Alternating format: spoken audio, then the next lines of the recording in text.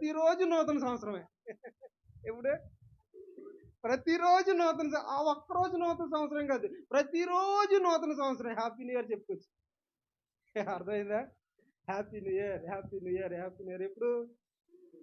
పౌలు ఏమంటాడంటే, మా బాహ్య శరీరము క్షీణించిపోతా ఉన్నాను, మా అంతరంగ పురుషుడు దినదినము నూతన పరచబడతా ఉన్నాడు. అంటే ప్రతిరోజు నేను కొత్తగా మార్చబడతా ఉన్నా. ప్రతిరోజు నేను ఏం చేస్తున్నానో తెలుసా? నూతనత్వాన్ని చూస్తా ఉన్నా. మా బాహ్య పురుషుడు, ఈ శరీరం ఉందే ముడతపడిపోతా ఉన్నా, ఈ శరీరం బలహీనం అయిపోతా ఉన్నా, కాళ్ళు లెగకపోయినా నరాలు పట్టేస్తా ఉన్నా, మా బాహ్య పురుషుడు ముసలితనం ధరించుకున్నా, మా అంతరంగ పురుషుడు ఉన్నాడు చూసారు, వాడు దినదినము నూతన పరచబడతా ఉన్నాడు. హల్లెలూయా. దినదినము నూతన పరచబడతా ఉన్నాడు. అంటే ఎప్పుడు?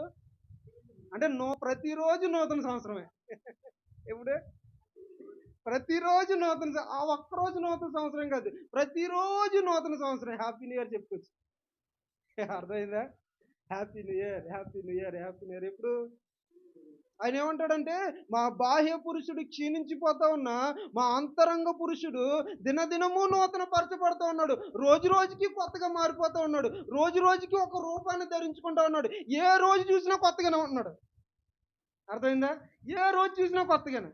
ప్రేమలో పడిన అబ్బాయికి అమ్మాయి రోజు కొత్తగానే కనబడుతుంది. అలాగే ఆత్మ అతనికి ఎలా కనబడుతుందంటే, రోజు రోజుకి కొత్తగా కనబడతా ఉంది.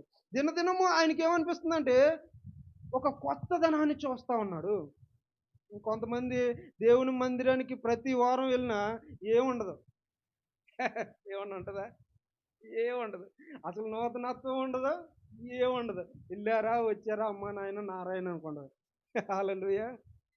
మా బాహ్య పురుషుడు క్షీణించిపోతా ఉన్నా, రోగాలతో ఉన్నా, బాధతో ఉన్నా, ఇబ్బందితో ఉన్నా, ఇరుకుతో ఉన్నా, బలహీనంగా ఉన్నా, హాస్పిటల్లో ఉన్నా, లేదు రోగం వచ్చినా, ఏ రోగం వచ్చినా మేము క్షీణించిపోతా ఉన్నా, మాలో ఉన్న అంతరంగ పురుషుడు రోజు రోజుకి యవనస్తుడైపోతా ఉన్నాడు.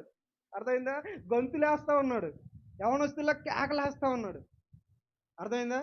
ఈ అనుభవం ఆత్మీయ జీవితంలో మనకు కావాలి. ఏ అనుభవం?